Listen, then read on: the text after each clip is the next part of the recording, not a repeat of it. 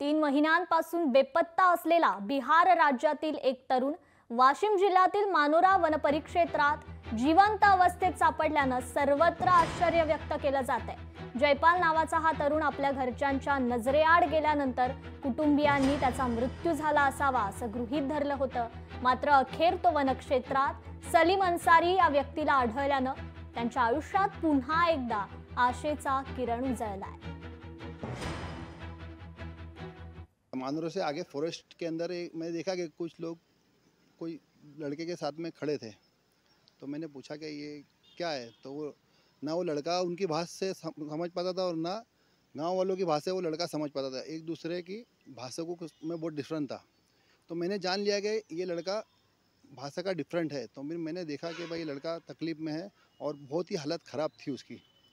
तो फिर मैंने वो लड़के को लेकर सिटी पुलिस स्टेशन कारंजा आ गया मैं। तो उसमें मुझे पहले तो दूसरे सर मिले, फिर बाद में विजय सर मिले।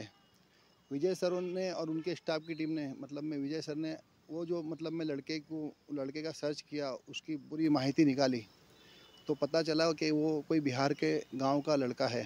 बच्चा अपने माँ से वीडियो कॉल पे उस पर बात कर ले, तो सर की काफ़ी मेहनत के बाद वो लड़का अपने माँ से और अपने बहन से और अपने भाई से बात कर सका। त्याच्याशी वार्तालाप केली असता तो काही दिवसापासून जंगलात भटकत असल्याचे आम्हाला माहिती पडली। त्याला खाण्यासाठी दिल्याच्या नंतर त्याला त्याच्या गावाचं नाव विचारलं, त्यावरून त्यांनी सांगितलं की बस्ती समेरा बिहार, आणि बिहारी भाषेवरून मी बस्ती समेरा बिहारमध्ये लोकेशन GPS मधून लोकेशन ट्रेस करून त्याच्या गावाचा शोध घेतला। GPSच्या माध्यमातून जे समजा लोकेशन आहे त्या लोकेशनवर ट्रॅक करून त्याच्या गावातील एक नंबर मिळवला आणि त्याच्या आईवडिलांशी बोलणं करून दिलं, आणि त्याला त्याच्या आईवडिलांची ओळख झाल्याच्या नंतर त्यांच्या एक नातेवाईकाच्या ताब्यात त्यांना सुपूर्द करून दिलं। लोकशाही मराठी ऐका, पहा, जागरूक रहा।